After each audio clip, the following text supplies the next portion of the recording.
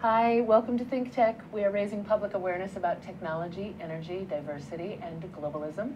This show is Center Stage. I am your host, Donna Blanchard, very proud Managing Director of Kumukua Theater. We are coming to you live from Pioneer Plaza in the heart of downtown Honolulu, very near Kumukua Theater. I am excited about my guests who are here today. The Oahu Fringe Festival starts tomorrow, February 12th, and I have a couple of guests here who are with one of the acts performing 3 separate occasions during the Fringe Festival, Amica Hunter and David Cantor, and they are with a group called A Little Bit Off. So without further ado, let's introduce you to David and Amica. Hello. Hello. Hi, thanks for having us on. Thank you so much for being here. You don't even know me. You're already thanking me. That's nice. I'm Misa Tupou, who is the man responsible for bringing the Fringe Festival here. Recommended that I talk to you, and that's all I need to know. Great. So I'm excited to have you here. I did a little bit of research about you online. It looks like your act is so much fun. Do you go ahead and call it a clown act, or do you call it physical comedy, or what? That's a good question. It really depends on the audience that we're trying to reach. Sometimes clown is a bad word, especially in the States. People hear clown and they're afraid, and they think we're gonna come out with balloon animals and giant shoes and be scary. Yeah. So we sometimes say physical comedy as more of a subtle sort of introduction, but if we think that we're talking to theater people or people that know what clown can be, we'll go ahead and come right out and say it. And call it. Yeah. We definitely have formal clown training. We both studied at the Clown Conservatory in San Francisco, and so a lot of our background is in clown, but like Amica said, we don't want to present that it's a certain type of clown that maybe everyone has an image in their head of. You know, we're not birthday party clowns. We don't have huge wigs or anything. Yeah, you're not scary. You're Right. not the ones that we think are under our bed and when we're young, Yeah. and sometimes when we're adults. Exactly. So the conservatory is more like Lecoq type clowning, character driven. There's a lot of similar lineage. We definitely studied some mime in the program that was sort of Lecoq derived. We come at it not from building one clown character, but sort of working as clown as an energy and using it as sort of a medium of performance. Awesome. Yeah, definitely less harsh. The Clown Conservatory was not via negativa. It was still very difficult, but we got a little bit more feedback than just the slaughtering of the... I know that sounds kind of rough, but let's talk about, first of all, let's talk about the show itself. Yeah. And let me say, you are performing on Thursday at 7:30, Friday at 6 o'clock, and Saturday at 9 o'clock, all at On King. Yep. And people can go to oahufringefestival.com to purchase your tickets. Yeah. And the name of the group is A Little Bit Off. Okay, so let's talk about the show itself. What is it about? Beau and Aero? Yeah, Beau and Aero. It's a physical comedy show that doesn't really have a linear narrative or anything, but it explores the imagery of flight. We're 2 vintage aviator characters and are playing with props that we thought exemplified flight, so things like balloons and parachutes, and we strive for the sky, but whether we get there or not, you'll have to come to the show to find out. Oh, okay, fun. And you're both dancers.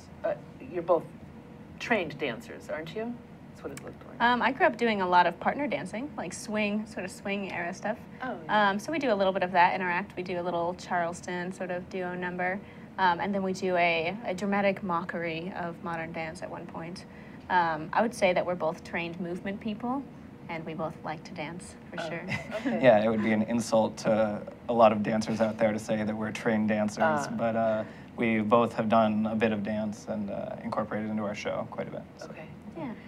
So the show that explores flight, is it strictly choreographed, or is it a little bit different every night? Oh, by there's plan? definitely some wiggle room for variation. It's dialogue free, so it's all physical, but there's a lot of variation, a lot of moments of improvisation. Especially, we have a few audience volunteer bits and you never know what the people that you pull up on stage are going to do. You never know what anything is going to happen. One time we were doing a show, and I put my arm out on a wall, and it just kind of collapsed. Oh. So there's always the theater was interesting falling apart things. around us, and we had to just like be in the moment and play with it on the fly and turn it into a joke. And Yeah. those are some of our best moments. A show we did just a couple weeks ago, an infant started crawling out onto the stage, and immediately Amica got down on her hands and knees and started crawling towards the baby, and the parent of the infant, the mother, grabbed the infant by its ankle and started dragging it backwards. And so I ran over and just started grabbing Amica by her ankle and dragging her across the stage. And it was this beautiful moment, and the audience was with us. They could see that we were there in the space with them, and I think that people really appreciate knowing It's definitely that. our favorite part. Yeah, the incidents that go wrong. I think that as clowns we have a lot more ability to play with those things. Where if you're doing strictly dramatic theater with a fourth wall and the wall falls down, you can't acknowledge it in the way that you can. Yeah. As You have to do something with it, but Yeah. yeah. but not break the image you're creating. So Yeah. we like to play with being really in the space and what's really going on. And That's exciting. yeah. That gave me goosebumps. That baby story sounds really cool. You should have a shill. Yeah. But of course, Get your baby to crawl out there. of course, that show wasn't filmed, so like, I it's know, always it was those the golden perfect moments moment. that you never get on film. So that one. Yeah. Tell me about the development of the show. How did that start? Did you start with characters? Were they already there? Sort of just the image of the characters came first. The previous show that we did together was called Bilgewater, and in it we were pirates, and it was on the street. So we did this big street theater production, and we carried it around Europe, and we had too much stuff. We were like slogging around these backpacks and bags through the subways, and we had like a set and puppets, and we came back and like, all right, when we build this new show, let's make it small. So first we started working with balloons and just playing with them constantly. And what can we do with balloons? What sort of variation are possible? Not balloon animals, may I specify, but just Yes, balloons. thank you for that. Yeah, and we started thinking of, we liked the sort of theme of the aviators, the vintage costumes and the sort of dorky goggles and the striving for the sky and weird rickety machines that maybe don't work. And Yeah. so we started from there and sort of played with it. Oh, okay. Yeah. Once we decided that we wanted props that packed small but could make a bigger impact, we're like, okay, what can inflate balloons? So let's start working with balloons. Then we're like, well, it's great we can do all this stuff with balloons, but how can we fit it into a theatrical sort of story or theatrical theme? And we're like, well, what are balloons about? And we started thinking about the imagery of them and them floating and what that meant and flight, and then we started brainstorming and sketching, and we came up with these aviator characters, and everything else built from there. Oh, okay. Yeah. So the characters themselves, Beau and Aero, Beau and Arow, I think. Oh, AERO. Aero. Yeah. Yeah, Aero. Okay, I think that's Yeah. very cute. I have it written right here. Yeah, it's a pun that some people don't get for a long time, and months later, I get Oh it. yeah, Beau and Aero. It's very sweet. Yeah. Those are those some stock characters of yours, or did they really come once you started playing with the idea of aviation?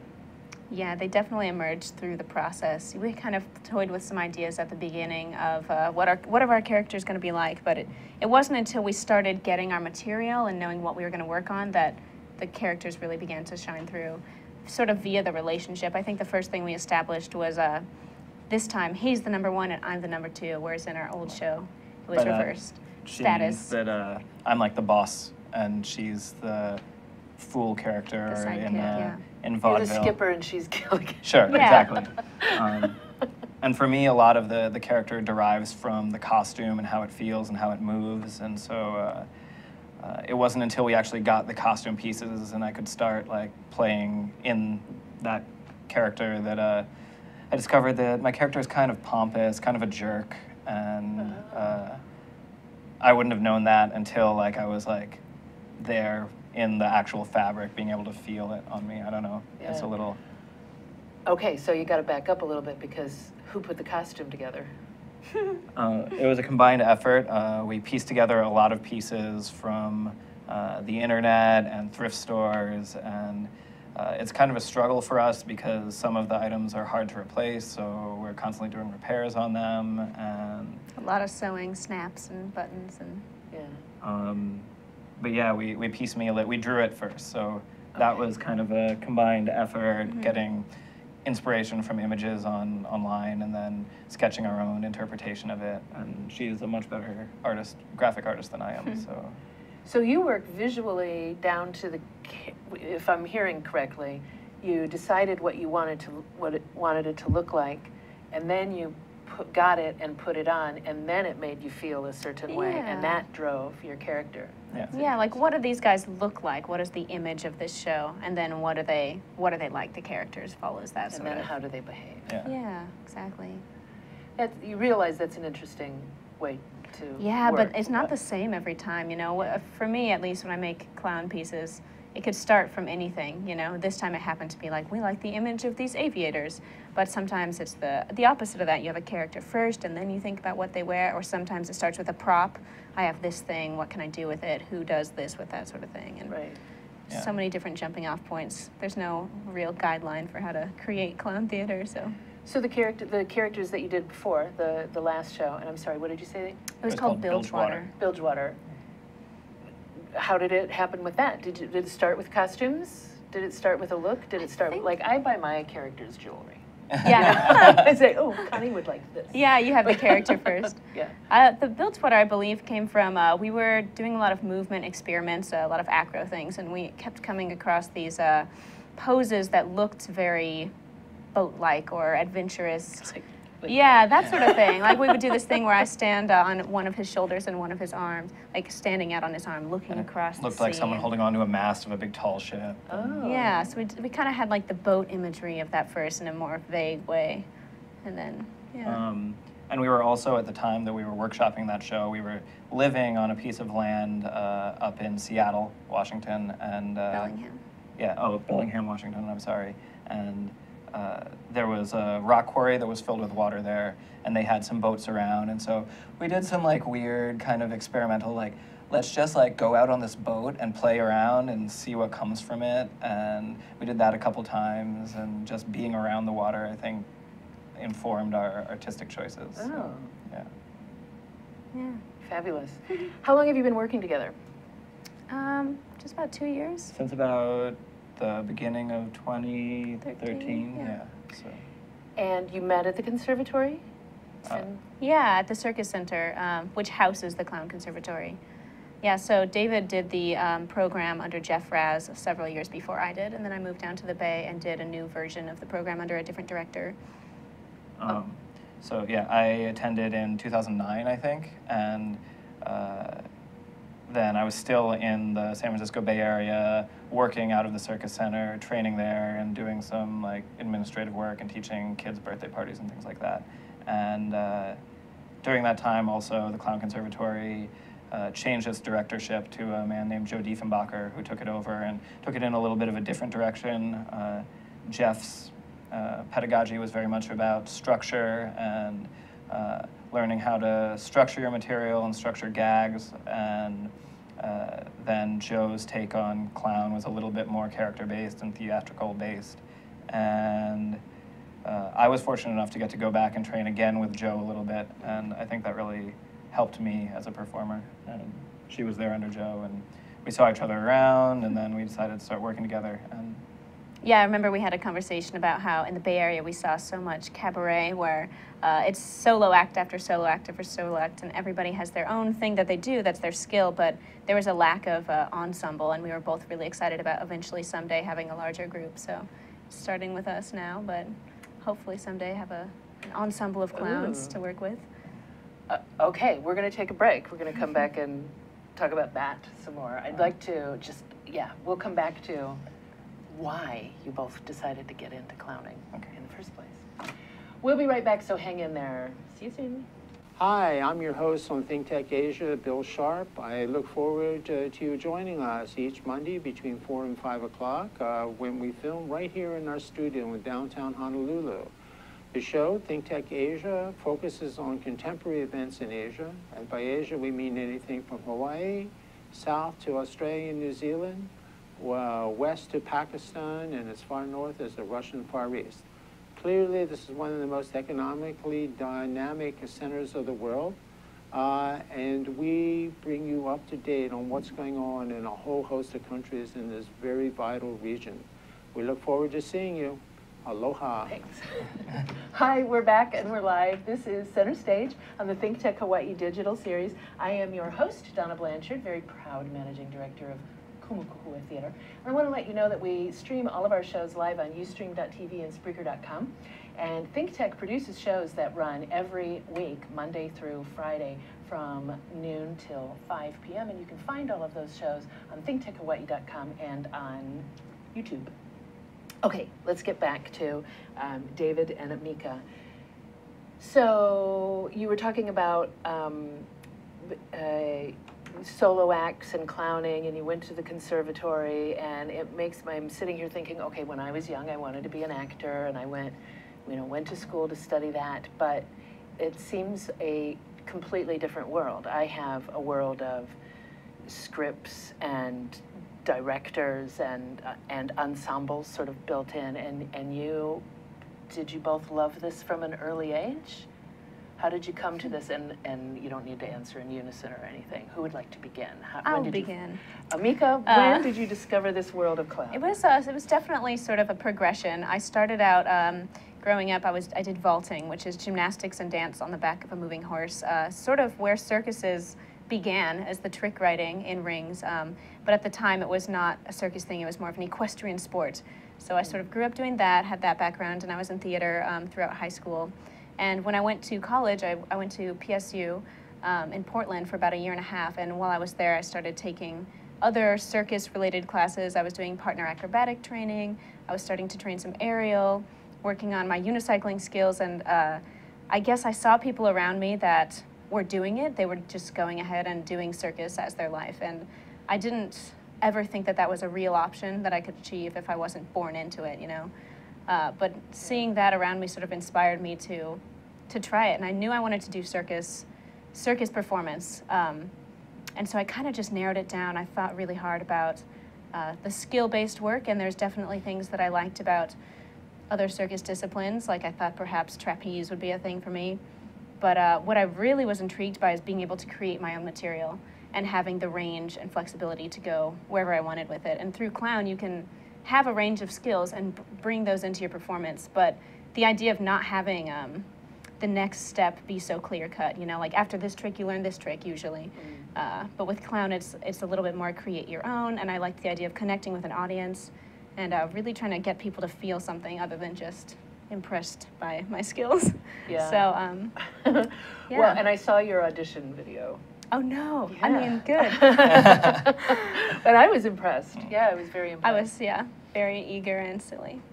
It was very sweet. And it made me wonder how many people auditioning for the school came in with that amount of acrobatic work. I mean, how fabulous. Yeah, it was varied indeed. Some people that came and trained in the program with me, it was sort of a small class, but it varied throughout the different sections of the year. And some people had very high level of acrobatic training and aerial training, some contortion as well. And then other people had really no movement background at all. Couldn't touch their toes, for example, but could juggle, you know, and so it just was a range. People go for different reasons, and not everybody is going to make a career out of it. But yeah, it was very interesting. Oh, yeah. So do you remember the first time you saw circus performances? Yeah, I did go to a Shriner circus when I was very young, and I remember how interesting it was that there's just so much going on all at once. Of course, that's one of the old-fashioned kind with the animals, so a little bit less popular these days. Yeah. But with the new circus movement, there's definitely sort of a push for a more human emphasis, and I've seen many an awesome show. I grew up in Albuquerque, and I watched some Wise Fool shows. That's a circus in New Mexico out of Santa Fe, and was just really stunned by sort of the magical, surreal worlds that they could create through humans moving on the stage. Oh, okay. Yeah. I remember seeing a circus when I was young, and the animal acts were my least favorite. I thought even at a very young age, I thought they seemed cruel. Yeah, definitely. You know, and this was in the 70s when nobody was really thinking along those lines. But the clowns scared me a little. Yeah. I think that's one of the things that people sort of hold on to about the fear of clowns is the arena clowns. Like when you have on makeup for a huge crowd in a stadium, you're going to have on a lot of makeup and you're playing up to the highest row. Whereas if you see those people up close, it is terrifying because they have a fake face painted on their face. It's grotesque. Yeah, Yeah. absolutely. Yeah. What about you, David? Oh man, well, I also started from like a skill-based background, but I started when I was a teenager doing some sideshow acts, doing fire eating and fire breathing and eating broken glass and things like that. Okay, now wait, back up, because you didn't just wake up one morning and say, I'm going to eat some broken glass. Yeah, I was a regular teenager online all the time, and I found some communities online that were sideshow related, and like I had seen some sideshow performers, and I was like, oh, that's really cool. Like, I wonder what the trick is, and I went online and found out a little bit about it, and decided to try some of it, and some of it's taken its toll on my teeth, but yeah, and then as I was doing that, I got exposed to more different types of performance, and I kind of feel that I'm addicted to learning physical skills, so juggling and learning new tricks and acrobatics and all these things. And then, yeah, over time I realized that when I performed those acts, like, it was great, people liked it, they applauded, but there was something about certain performers where they really touched people on like a deeply human level. And I wondered what that was and how to do that. And so I started studying clown because most of the performers who did that were more clown-esque, I would say. They presented more of their humanity than the like a other magician. performers. Yeah. Right, would be the other side of it. Right. And so I started studying and felt that I can touch people a little bit through my performance with clown. And so now I'm hooked on that. And yeah, I was also impressed upon at an early age through the circus. I saw the Big Apple Circus in New York City when I must have been about 4, and my brother was about 8, and he was picked out of the audience for an audience volunteer bit. Ooh. And he got taken down to the ring, and this act is going on, and I don't really notice what's going on, but someone had come out and clipped him to a cable, and or maybe clipped the clown that he was with to a cable, and he was lifted up and then hoisted and flew around over the audience in front of my eyes, my own brother. And was he terrified? Was anybody screaming? I mean, I think my mom was probably a little bit nervous, but he was having a blast. And oh my. yeah, I think it left a feeling of some sense of magic in the circus with me for the rest of my life. So that's where you wanted to be. And where did you go? Okay, so you were studying on your own. Mm-hmm. Did you, you were in New York when you went to high school? Yeah, I was in New York. I went to college for about a semester after high school, and I was like, man, this isn't really for me. I don't know what's going on. And so I dropped out of college, and I moved up to Boston, where I knew some other street performers and things like that. And I moved into a house with some of them, and we would go out and do some street performance. I was making most of my living at that point as a living statue, like one of those silver cowboy guys. Yeah. And I was making the best money of my life doing that, actually. Really? What yeah. were you bringing down to? I was doing like $60 to $90 an hour during tourist season. Yeah. So I'd work like 3 hours a day, 3 days a week, and then I would spend the rest of my time just juggling and hanging out. And oh my God, yeah. We're all gonna run out and like, Zuri, let's go learn how to juggle. I can juggle scarves. Yeah. Sorry, I No, didn't. it's okay. Yeah. Yeah. Okay. But I mean, the performance period, like the tourist season, is pretty short. So if I wanted to do that like professionally, like to live off of it, to have a house or something someday, I would either have to travel a ton, they call it following the summer, or I would have to work really, really hard during 3 months out of the year and then coast on that. But yeah, so I was doing that, and I met this circus family named the Sardines, who they said, Very small. no, but there were a lot of them, and they lived in a trailer. So, but they said, if you're serious about circus, if you're really interested in this, go to a school, go find some more circus education. And at that time, I was 19 or 20, and I was like, okay. And then I met a girl, and we decided to move to Hawaii, so we moved to Maui, and I got island fever super fast. We were here for like 3 or 4 months, and then I was like, no, I got to go study circus, and so we moved to San Francisco. Oh, wow. Yeah. How did she feel about that? I don't know. It didn't work out with us, so probably not too good. She's probably dating some clown. Yeah. I'm sorry, I couldn't resist.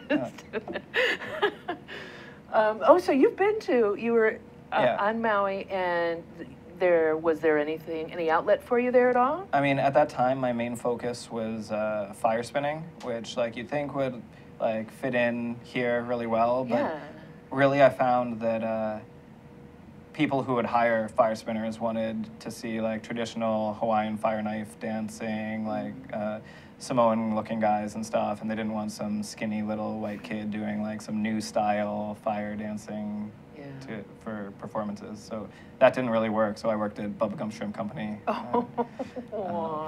Yeah. Sold your soul. Yeah, we all did that for at least a little while. I'm glad you got it back again. Yeah, me too. So you went to San Francisco, you said, and then what happened? I went there and started training acrobatics in the interim before the next year of the Clown Conservatory started, and I enrolled in the Clown Conservatory and did that it was a year-long program, and started working with some people and had a little bit of success, some good acts, some stuff didn't work out, kept grinding away at material and working at the Circus Center at that time to help support, pay the bills and whatnot. And then eventually she came around, and we found that we had a really similar artistic vision. We were inspired by a lot of the same people, and so we decided to start working together. Awesome. I'm very intrigued by the vaulting. Yeah. Also, I definitely miss it. There was a school, and you did a nice job. It's on the YouTube video. That there was a school for you to go to learn about it. I grew up in the Midwest. Everybody has a horse, but I don't remember anyone doing that. There probably is, actually. There's chapters all over the U.S. We used to go to regional and national competitions. You can find them all over the place, actually. Wow. Yeah, it's usually just somebody who's got some horses and some land, and they live far away from everything else, and you pay them, for your membership for the club, and you come out, do your practicing, and go to your competitions. We used to have to wear these leotards that were full spandex from the ankles to the wrists and to the neck, of your team, and it was great.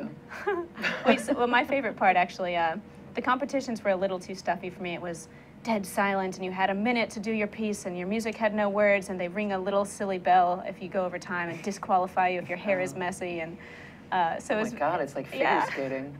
It was kind of like that. But we also did some really fun things, like we would go to Renaissance fairs and do shows at the Renaissance Fair. And I remember one time I got to wear this like sparkly sequined princess cone hat with a veil, and I was the princess up on the horse. There was some story going on, and the horse is like outfitted in this puffy fake armor, and those were always my favorite, the performative aspects of it. Oh, yeah. Well, I didn't even realize the whole princess aspect, of course. Of course. No, Yeah. I want to do it too. Okay, we're going to, this is a good time. We're going to go to another break. Yeah. We'll come right back, and we're going to talk some more about what you're working on in the future. So you stay put. We'll be right back in about, I don't know, like 45 seconds. Okay, this is ThinkTech Hawaii, and it's Wednesday. Every Wednesday is Energy Wednesday here in Hawaii, the state of clean energy. 4 to 5 p.m. every Wednesday. Come and listen to us. And just to show you what I mean, I'm going to ask Sharon to tell us more. Come and see us every Wednesday, as Jay said. And we have people like Jim Albers from HECO here, and co-host Ray Starling here every Wednesday. We not only go on Olelo and OC16, but also stream live. So please come visit us, hear about the latest in clean energy. Okay, Jim, you've been here. You got any comment on all this? As important as energy is in all of our lives today, this is a great forum and a great format to vet those issues. So I encourage everybody to listen in and participate.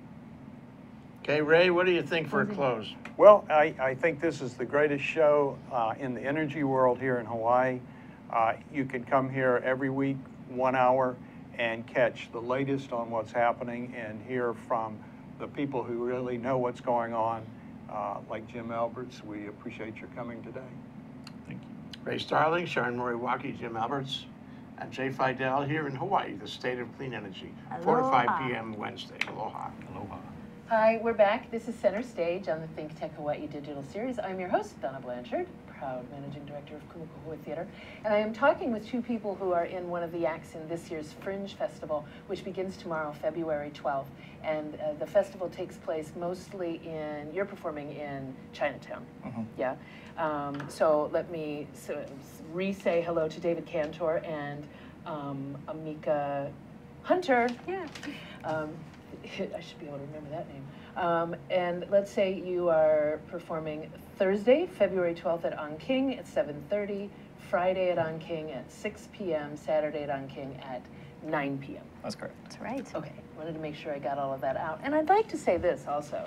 This show, Beau and Aero, was the winner for Outstanding Physical Theater in the San Diego International Fringe Festival, the winner of the Producer's Choice Award in the Hollywood Fringe Festival, the winner of the Bitter Lemons Award for Best Family Fare, Hollywood Fringe Festival, Freshman Fringe Award, the Hollywood Fringe Festival, and Veterans for Virgins Award, I don't know what that means, at the Hollywood Fringe Festival. That one was a sponsored award. At Hollywood Fringe, they have both the official awards and then some sponsored awards where people who are in their fringe community can pay to have an award by whatever criteria, that they want. And that was for people who had been in the fringe before, deciding which new company to the fringe they thought was the most outstanding. Oh. Yeah, it was a group of fringe veterans, you could say, of the Hollywood Fringe that get together and see a bunch of shows. They're like, which one of the new kids do we like this year? Okay. Yeah, it's kind of cool. And then they such an offer you honor. advice and help for bringing your show back to the Fringe or coming back a second year if you need any of their expertise. How do you mind if I ask how you work this out financially? I mean, this is an expensive trip to come to Hawaii. Yeah. Do you have sponsors helping you do this? No. Yeah. Yeah, it's definitely risky. It's sort of a gambling. It feels like gambling, you know. We pay up front the venue or the fringe fee or what have you, and then we just try to promote. And if we get butts in the seat, then we'll do all right. So. Yeah. Okay. And sometimes we're looking to do a festival for exposure or experience, and sometimes we're looking to do a festival maybe for a little bit more of a financial incentive. And so coming out here was definitely more of a choice to come to the islands and reach a whole new community of people that have never seen our work, and just try to get our show on stage somewhere else. So yeah, we're happy to be here. Yeah, All we're right. working on it. It's we're hoping to, make it sustainable. Right now, it's a little hit or miss, but we also have some. We're trying to move away from self-producing shows and work on getting our show booked in theaters that already have a following. So we've had a little bit of success with a few of those gigs. We just came from Trick Lock International Theater Festival, the Revolutions Festival in Albuquerque, New Mexico, which was a lot of fun. And they fly in acts from all over the world to do shows as part of their festival, which was really great. It was sort of opposite of here, where they're bringing in the audience. It's all set up, and we sort of just arrive, do our thing. So that was really a treat for us. What a luxury. Yeah, it was very nice. So do you both have day jobs? We both teach circus to kids for a couple of companies around Portland, and sometimes that's more consistent work. Right now we're doing a lot of substituting and birthday parties, which is a little less consistent. But yeah, in the arts, it seems that our income has big peaks and valleys. And so we try to live frugally and not have too many expenses, so that when we do have a bit of income, that can last us until our next good gig. Yeah. We do we do some gigs online too that are not necessarily our show in its entirety. Like we'll do for an event or a community center, corporate sort of party, or just private birthday entertainment parties. kind of work. Not that we're birthday party clowns. Yeah. But well, we can, David juggles and I can stilt walk, and so we can also present other sort of like ambiance circus skills for different entertainment venues. So we're members of several things like Gig Masters, Gig Salad, Thumbtack, sort of these services where people go online if they have an event and they're requesting a certain person. We always do try to push our shtick, our physical comedy, though. People are like, we want a balloon twister, and we're like, we're not going to do that, but if you'd like us to come and make people laugh, I think we can manage. You can do that. Yeah, exactly. Yeah, and give some people something a little bit different. Yeah. It's not Yeah. Bozo Circus. Now, sometimes, actually, a lot of times people, when they use that venue, that form, they don't really know what they want. We just got a gig replying to somebody that said, we want a plate spinner. But I think that really they want some sort of entertainment that's going to be lively and great for an audience of all ages. But plate spinning is a very specific thing. We're like, well, okay, we can do some of that, or we can do a bunch of other great stuff too and blend it together and make a full show. Yeah. Also, one of the downfalls of the internet happens to be a lot of these like online forums and things they give you so many options, but they're really specific, and like people aren't quite sure what they're filling out, and they fill out the form and it asks for a super specific thing, but like they didn't know how they got there. And Yeah. Well, and they don't know what they don't know. Yeah. That's true. They need to be taken care of. Yeah. But then you can talk. Yeah. Eventually, the form gets them to you to have a conversation. Yeah. Exactly. I have to say that the work that you do, the spontaneity of it, it sounds really marvelous. That's exciting. But sometimes the proximity that you have sounds like there's so much risk involved in it. You really have to be on your toes in it every minute. Yeah. Yeah. I think that's why it's compelling to watch. I mean, people like watching like danger on stage, and sometimes that comes as like a tight wire walker. There's like physical danger there, and sometimes it comes from like artistic or like emotional danger where someone is just like on stage and you're unsure what's going to happen to them, and I think people really enjoy, or maybe not even enjoy, they just have to watch. It's like, is it going to be a huge triumph, or is it going to be a train wreck? You Yeah. don't know. Yeah. Yeah, and it's our job to keep them on edge, but also triumph. Let them know that it's not going to be a train wreck. One time that we had there's a safety. Oh, with you. sorry. Yeah. No, go ahead. One time. Oh, I was going to say one time, speaking of the physical danger, we had this fall on stage. It was a pretty simple move that we were doing where I'm on David's shoulders and he... Oh, we got some. Yeah, he was walking backwards and his piece of his boot fell apart and he tripped so slowly, staggered backwards for so long, and I was pretending to be a plane at the time. And we both went down really hard, and there was this moment of silence where the audience, they don't know, are we alive even? But that was our opportunity to turn it into a big dramatic plane crash scene, like explosions, and make it a funny game. And sometimes you just have to make it a funny game until you're off stage and then see if you're okay. And then you go, owie, owie, Yeah. owie, owie. Missouri's got some pictures that she's showing. Did you, I wasn't even looking, did you show? I like that one. Oh, okay, this is the first one that she's showing. Yeah. And there's, Oh, That was that's the move where we fell. I tripped Yeah, backwards. I was being an airplane. oh. Yeah. So sometimes mistakes happen. It's a live show, and You there just is inherent risk. So. build it in. There's you guys are strong. One of the awards we didn't win at Hollywood, but almost did, is this award that I'm not sure is real called Most Bloodshed on Stage.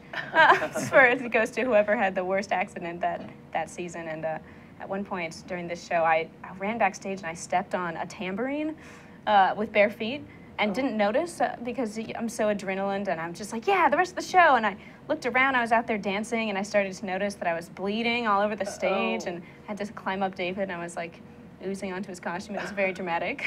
But it's okay. It's a family-friendly show. It's completely safe. That's not That gonna only happen happened here. once. It only happened once. Oh, this is my favorite. That's cute. Oh yeah, that's a fun one.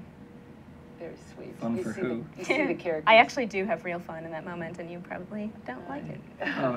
And yeah, the show, like I was saying, we do stuff with balloons. We do things with balloons that we pretty much guarantee that no one has ever seen before. I've never seen that before. It took me a while to figure out what was going on there. I still don't know what's going on. We found out that we have to have a very special brand of balloons to fit our hands in it. Otherwise, it's very painful and difficult to get them in there.